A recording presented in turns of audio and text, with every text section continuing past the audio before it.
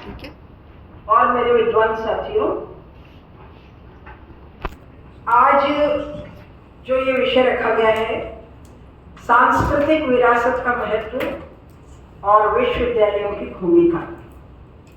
तो देखिए, जो हमारी भारतीय संस्कृति है और जो भारतीय विरासत है, उसके बारे में मैं शुरुआत में यही कहूँगी कि सारी दुनिया जैसे ही नींद उड़ती है तो अंगड़ाई लेती है।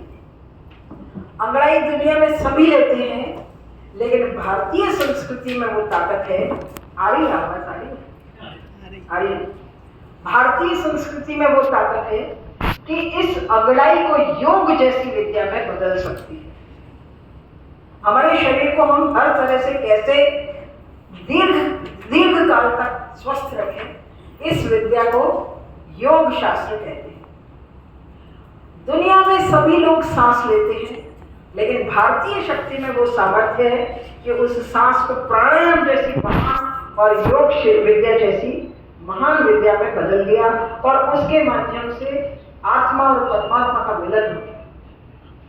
दुनिया में सब जगह पत्थर और ईंट है, लेकिन भारतीय संस्कृति में वो शक्ति है कि उस पत्थर को हम एक मूर्ति में बदल देते हैं और मूर्ति में प्राण प्रतिष्ठा करके उसको ईश्वर का रूप देते हैं। तो भारतीय शक्ति की जो परम ताकत है, उस ताकत को पहचाने बिना हम लोग आजकल विदेशी शिक्षा, विदेशी ज्ञान, विदेशी वेशभूषा और विदेशी संस्कृति के पीछे बहुत तेजी से भाग रहे हैं। आज हम लोगों के सामने एक समय है कि हम लोगों को थोड़ा रुकना है और सोचना है कि वास्तव में हम लोगों को कहाँ जाना चाहिए और हम लोग कहाँ जा रहे हैं। और खास करके जो हमारे विद्या और संस्कृति के केंद्र हैं, जहाँ हमारे छोटे छोटे बच्चे, नई पीढ़ी के बच्चे हमारी एक भारत की भविष्य उज्जवल तस्वीर देना चाहते हैं, वहाँ हम किस तरह का ज्ञान मानव सकें। आज हमको इस विषय पे चिंतन करने के लिए एक अवसर मिला है। आदरणीय श्री सारंग देव जी ने एक मंच दिया है। तो मैं सब आप लोगों को एक बात कहना चाहती हूँ कि भारत की जो संस्कृति है वो दुनिया की सबसे पुरानी संस्कृति है और संस्कृति ही हमारी सबसे बड़ी विरासत है। क्या हम अपनी सांस्कृतिक विरासत को अपनी पीढ़ी, अगली पीढ़ी को दे पा रहे हैं क्या? पहले हम एक सवाल आप लोगों से मैं पूछना चाहती हूँ, हमारे बच्चे हमारी संस्कृति को अपनाना चाहते हैं क्या? हम स्वयं अपनी संस्कृति को अपना रहे हैं क्या? अभी महिलाओं ने तो फिर भी अपनी साड़ी बचा रखी है, बिंदी बचा रखी है। पुरुषों ने तो अपना सब कुछ छोड़ दिया, हमारी पोशाक छोड़ दी, हमारा पहनावा छोड़ दिया, हमारे घरों की बनावट बदलती जा रही है। हम लोग इतने सुविधा भोगी होते जा रहे हैं। हम तो वो लोग थे जो कठिन तप करने वाले, खेतों में कठिन परिश्रम करने वाले, और आज हम लोग कंफर्ट जोन से बाहर निकलना नहीं चाहते। हमारे घर में इतना पैसा खर्च होगा और इतनी सारी सुविधाएं होगी, तभी हम अपने घर में प्रवेश करना चाहते हैं। हम लोग वो चीज, वो उस संस्कृति के वाहक हैं जो कि कठिन धूप में भी रह के तपस्या कर सकते हैं। प्रभु के आराधना में हम लोग बहुत गले गले तक पानी के बीच में रह के तपस्या कर सकते हैं, और आज हम उस संस्कृति को छोड़ रहे हैं। और खास करके हमारी जो युवा पीढ़ी है, हमारे जो बच्चे हैं, उनके अंदर सुविधाओं का बहुत ज्यादा एक तरह से, किसको कहते हैं कि एक एडिक्शन हो गया। पंखे रात भर चलेंगे नहीं तो हमारे बच्चों को नींद नहीं आती, एसी चलेगा नहीं तो हम लोग अपने घरों में रह नहीं सकते, हम मशीनों के ऊपर निर्भर होते जा रहे हैं। तो आज हमें अपनी संस्कृति और विरासत को समझना बहुत जरूरी है। और रही बात की, जितना व्याख्यान अभी हमारे सारंग देव साहब ने बताया कि हमारे इतने शास्त्र, दुनिया में इतने शास्त्र किसी भी संस्कृति में नहीं लिखे गए। वेद पुराणों को भी आप पढ़िए, अगर आप अकेले उनको पढ़ेंगे तो कम से कम आपको 2 या 4 वर्ष लग जाएंगे। इतना ज्ञान किसी संस्कृति में नहीं होगा, लेकिन हमारा वो ज्ञान पुस्तकालयों में कैद है। और अभी हम लोगों ने ये मोबाइल में जो वेबसाइट है उसमें कैद कर दिया है। एक दूसरे को भेजते रहते हैं, पढ़ता कोई भी नहीं है। हम लोग जानते हैं कि हमारा ज्ञान बहुत गहरा है, लेकिन हम अभी उसको ट्रांसफर करने में लगे, अभी हम उसको कलेक्शन करने में लगे, अभी हम उसकी गहराई में नहीं उतरे, क्योंकि गहराई में उतरने की परंपरा हमसे छीन ली जा रही है। आप मोबाइल में जो मैसेज आता है वह मैसेज भी अगर 2 या 5 मिनट का होता है, शायद आपको लगता है कि आप उसको धैर्यपूर्वक नहीं देख सकते। और हम उस संस्कृति लोग हैं जो हम वर्षों तक तपस्या करने वाले थे। आज हमारी जो धैर्य है उसका स्वरूप कितना सूक्ष्म होता जा रहा है। तो हमको आज समय है, सबसे पहले हमारी जो वयस्क पीढ़ी है उसको सोचने की जरूरत है कि हम अपने युवाओं को कैसे स्वयं गुरु बन के दिखाएं। विश्व गुरु हम कब बनेंगे? जब पहले हम अपने अंदर गुरु का लक्षण पैदा करेंगे। अभी हम दुनिया से सीख के आ रहे हैं। हम में से हर एक पेरेंट्स की अभिलाषा है कि मेरा बेटा किसी न किसी प्रकार विदेश चला जाए और वहीं पे बस जाए। ऐसे लक्षणों से क्या हम गुरु बन सकते हैं? अगर हम अपने बच्चे को दूसरों से पढ़ने के लिए भेज रहे हैं, इसका मतलब हम ये मान चुके कि हम दूसरों का शिष्य बन चुके हैं। तो अभी हम विश्व शिष्य की श्रेणी में हैं। अभी दुनिया भर में जब कोरोना आया था तो हमारे विद्यार्थियों को पूरे दुनिया के अलग अलग देशों से निकालने के लिए हमारी भारत सरकार को कितनी बड़ी मेहनत करनी पड़ी, क्योंकि हमारे विद्यार्थियों के पढ़ने के लिए विश्वविद्यालयों में कभी आरक्षण आ जाता है, कभी हमारे विषयों की समस्या आ जाती है, कभी बहुत सारे कॉम्प्लिकेशंस आ जाते हैं। आप अगर 12वीं पास है तो उसमें बहुत सारे सर्टिफिकेट नहीं है तो आपको कई बार एडमिशन नहीं मिलता। तो ये जो विषम परिस्थितियां हमारे देश में शिक्षा की हो गई हैं, इन सब का समाधान हम विश्वविद्यालय स्तर पर कैसे निकालें? हमारी जो संस्कृति का बहुत ही व्यापक एक धरोहर हमारे बीच में है, उसको हम इन विद्यार्थियों के बीच और नई पीढ़ी तक कैसे पहुंचाए, ये आज एक बहुत बड़ा चैलेंज हो गया है। इसलिए हम लोगों ने कई बार सरकार से अभिलाषा की, सरकार को लिखा कि आप इन सब चीज़ों को जो है कोर्स में डालिए या इन सब चीज़ों को आप सिस्टम में बदलिए। लेकिन हमारे यहाँ वो अंग्रेजी सिस्टम जो था वही चल रहा है। बोर्ड की परीक्षा का जो सिलेबस है उससे अधिक कोई भी गुरु किसी विद्यार्थी को नहीं पढ़ा सकता। विश्वविद्यालयों में भी सिलेबस फिक्स है। हमने अपना जो ज्ञान है उसको इतना छोटा कर दिया है कि उससे ज्यादा 1 साल में आप नहीं पढ़ेंगे। हमारा पीरियड 1 घंटे का होता है, 1 घंटे से ज्यादा ज्ञान शिक्षक दूसरे विद्यार्थी को नहीं दे सकता। तो कई बंधन, कई प्रकार की सीमाएं हमारी इस सिस्टम में है। जबकि हमारे देश की जो वास्तविक शिक्षा पद्धति थी वो कौन सी थी? गुरु शिष्य परंपरा, जिसमें विद्यार्थी गुरु के आश्रम में पढ़ने के लिए चले जाते थे। वहां कोई घंटा नहीं बजता था। गुरु की जब तक इच्छा है, विद्यार्थी की जब तक इच्छा है तब तक वो पढ़ता था, और पढ़ता भी नहीं था बल्कि पहला सवाल शिष्य की तरफ से आता था। आप देख लीजिए हमारे जितने भी ग्रंथ लिखे हुए, गीता में, गीता जो लिखी हुई है सारे प्रश्न अर्जुन की तरफ से आए।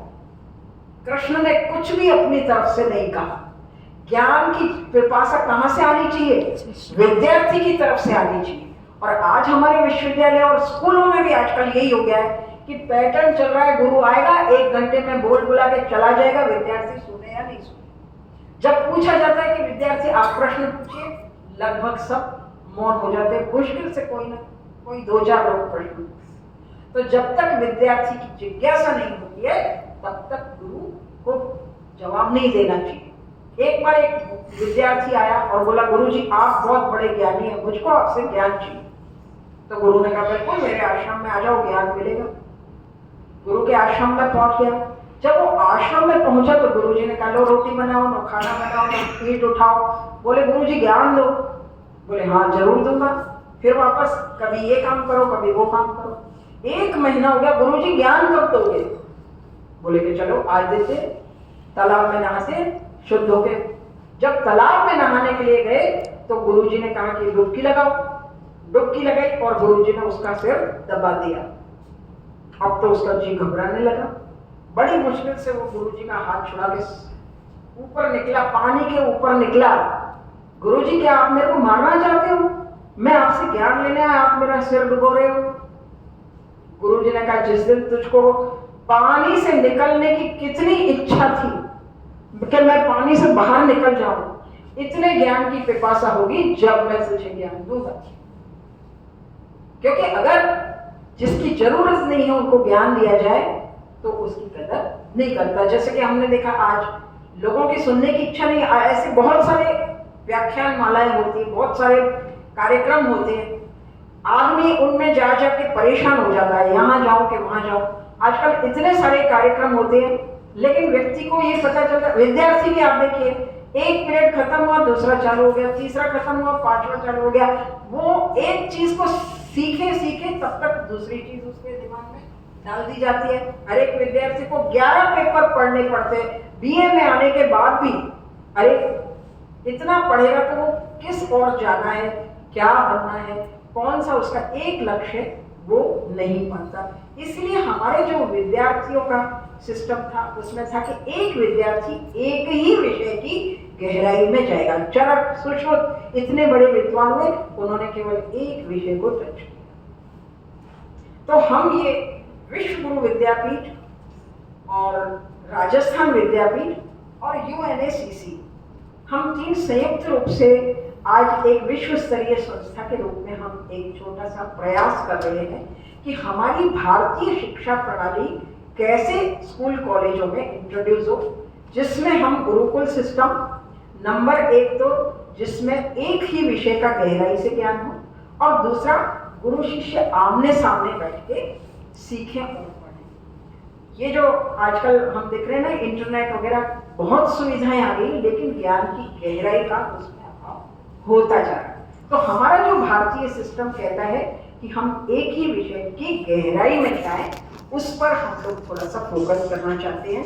और इसीलिए जो राजस्थान विद्यापीठ और पंचगव्य विश्वविद्यालय के बीच में हम लोगों ने कुछ समय पहले एक MOU किया था, उसके मैं कुछ 2-4 बिंदु आपको पढ़ के समझाती हूँ कि जैसे भारतीय पारंपरिक शास्त्रीय और अकादमिक और समग्र ज्ञान को गुरुकुलों, विशेषज्ञों और माहिर गुरुओं के माध्यम से नई पीढ़ी और गुरुजनों से साझा करना। अब देखिए, हमारे यहाँ जो प्रोफेसर है वो एक विषय के होते हैं, लेकिन विद्यार्थी के लिए बहुत सारे विषय पढ़ना जरूरी होता है। और अगर वो एक विषय की गहराई में जाना चाहे तो उसके लिए BA पास करके और MA के बाद में उसको अवसर मिलता है, और शोध का अवसर तो MA पास करने के भी बाद में। तो सबसे ज्यादा जिज्ञासा तो होती है बचपन में, लेकिन जब वो MA PhD के स्तर पे पहुंचता है तब तक उसके लिए जो शोध है वो एक तरह से एक टेंशन बन जाता है। तो हमने इस विश्व गुरु विद्यापीठ के माध्यम से हर स्तर पर शोध की अनुमति दी है, और जैसा कि नई शिक्षा नीति में भी शोध को MA तक के लिए नहीं, BA के विद्यार्थियों के लिए भी सुलभ बना दिया गया है। तो हम ये चाहते हैं कि ये जो MOU किया जा रहा है, इसमें अगर विश्वविद्यालय की बहुत ज़्यादा कॉम्प्लिकेशंस में इन चीज़ों को लागू नहीं किया जाए तो हम विश्व गुरु विद्यापीठ का एक सेंटर यहाँ बना दें और उसके माध्यम से हम ज़्यादा से ज़्यादा विद्यार्थियों पर ये सब चीज़ें हमारी संस्कृति के, अभी जैसे हम लोगों ने क्या किया, यहाँ मैंने अभी कुछ लोगों का अपना परिचय दिया। विश्व गुरु विद्यापीठ के जो स्तंभ है, ऐसे गुरुओं को हमने चयन किया है। आदरणीय निर्मला जी संस्कृत की प्रिंसिपल और प्रोफेसर रही, आज रिटायर्ड है। यूनिवर्सिटी और कॉलेज में रिटायर्ड लोगों के लिए स्थान नहीं, 60 वर्ष 70 वर्ष के बाद, लेकिन हम गुरुकुल परंपरा में जितना वयस्क होता है व्यक्ति, जितना वरिष्ठ होता है, उसको हम ज्यादा ज्ञानी मानते हैं। तो हमने विश्व गुरु विद्यापीठ के माध्यम से ऐसे गुरुओं का चयन किया है, अगर विश्वविद्यालय इनको मान्यता दे दे तो एक विषय का गहराई से ज्ञान करने वाले विद्यार्थी उनके पास जाके अपना अध्ययन कर सकते हैं।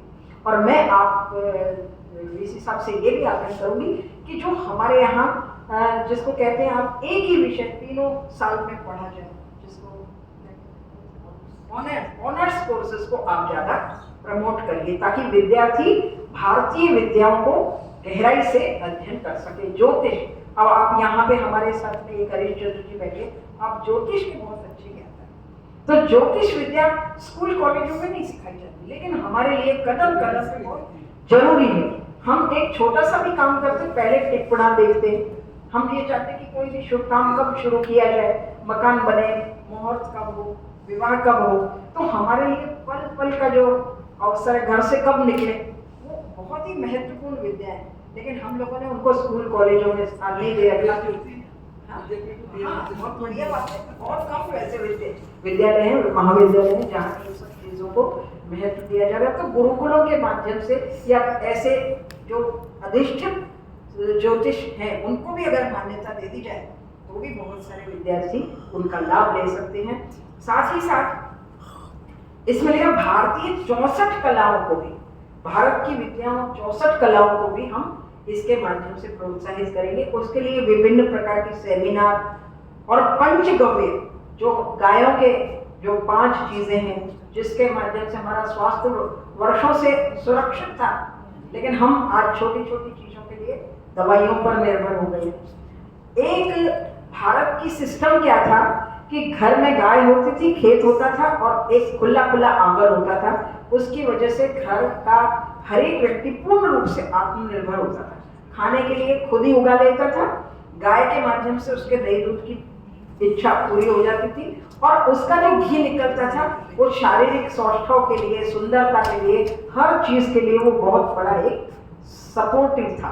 लेकिन धीरे धीरे हमने क्या कर दिया, गायों को घर से निकाल दिया, बहुत ज्यादा एसी से ऐसे वातावरण वाले घर बना लिए। हमारे यहाँ एक परंपरा है कि जब लड़का शादी करने के लिए घर में आता है तो सबसे पहले पिता और माता के साथ में उसको कुछ प्रक्रियाएं, धार्मिक प्रक्रियाएं करनी होती है और पंडित उस समय उसको गौदान का संकल्प दिलाता है। हमारे यहाँ ये परंपरा आज भी विवाह के समय में सबसे पहले लड़की घर से बाहर बाद में आएगी। पहले जो पंडित है वो लड़के को बारात में आने के बाद गौदान का संकल्प कराता है।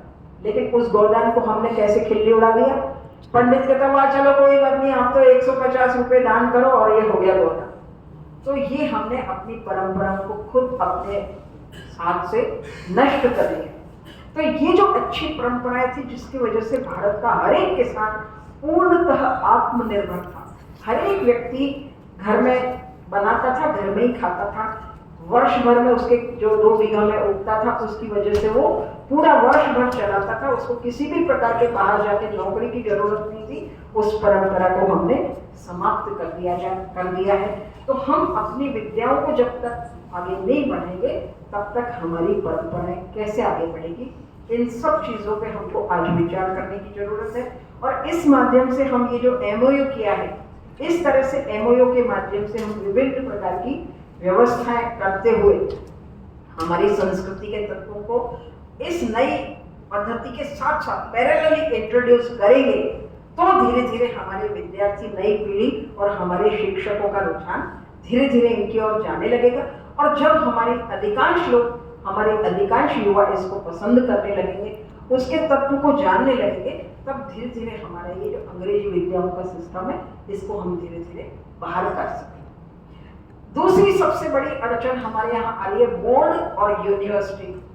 गुरुकुल परंपरा में विद्यार्थी एक बार विद्या में प्रवेश करता है और पूरा निष्णात होकर निकलता है। लेकिन हमको हर कदम पे, हर साल में उसका रिजल्ट बनाना है। बोर्ड की परीक्षा खत्म हो गई तो अब उसको माध्यमिक शिक्षा के बाद में उच्च माध्यमिक शिक्षा बोर्ड में जाना है, फिर उसके बाद में माइग्रेशन लेना है, फिर उसके बाद में यूनिवर्सिटी में जाना है। वो अपनी विद्या को सतत नहीं रख सकता। अगर वो कॉलेज जा रहा है, वहां पे उसने जो स्कूल में पढ़े वो विषय नहीं है, फिर उसका काम छूट जाता है।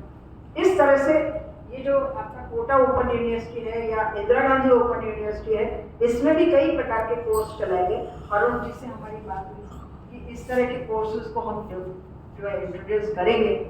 तो हम लोगों ने कोशिश तो बहुत की और भारत सरकार के एक पूर्व सेक्रेटरी हैं दीपक जी, उन्होंने भी कहा था कि हमने बहुत कोशिश करी, जगह जगह बात की, चाहते सभी हैं लेकिन करने के लिए कोई तैयार नहीं हो रहा। क्योंकि हमारा जो ये कार्यक्रम है वो इतना कॉम्प्लिकेटेड हो गया है कि उसमें किसी भी नई चीज को प्रवेश करने की गुंजाइश नहीं। इतना ओवरलोडेड है हर एक टीचर, हर एक विश्वविद्यालय, हर एक स्कूल, हर एक शिक्षक कि वो किसी भी नई चीज को इंट्रोड्यूस करना ही नहीं चाहता। क्योंकि हम पुरानी चीज को छोड़ेंगे नहीं तो नई चीज को कैसे इंट्रोड्यूस करें।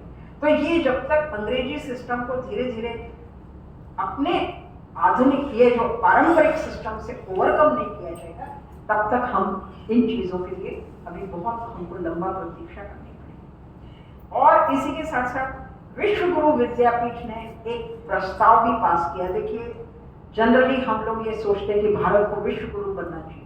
जब हमारा देश का मंगलयान मंगल में चला जाता तो हम सोचते हैं हम विश्व गुरु बने। कई बार मोदी जी का फोटो बहुत सारे नेताओं के बीच में आता तो हम सोचते हैं हम विश्व गुरु बने। लेकिन भारत विश्व गुरु कैसे बनेगा? अगर हम दूसरे देशों की टेक्नोलॉजी को आधार बना के या दूसरे देशों की विद्याओं को आधार बना के विश्व गुरु बनना चाहेंगे तो कभी नहीं बनेंगे।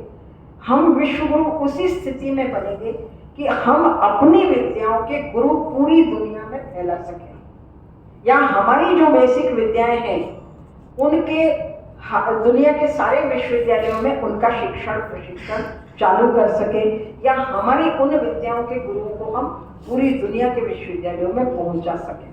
ये बहुत लंबा एक मिशन है, बहुत बड़ा एक कार्यक्रम है। इसको शुरू करने के लिए हम लोगों को हमारी सरकार की भी जरूरत होगी, हमारे विश्वविद्यालयों की भी जरूरत होगी। इसलिए मैंने एक छोटा सा प्रस्ताव बनाया है।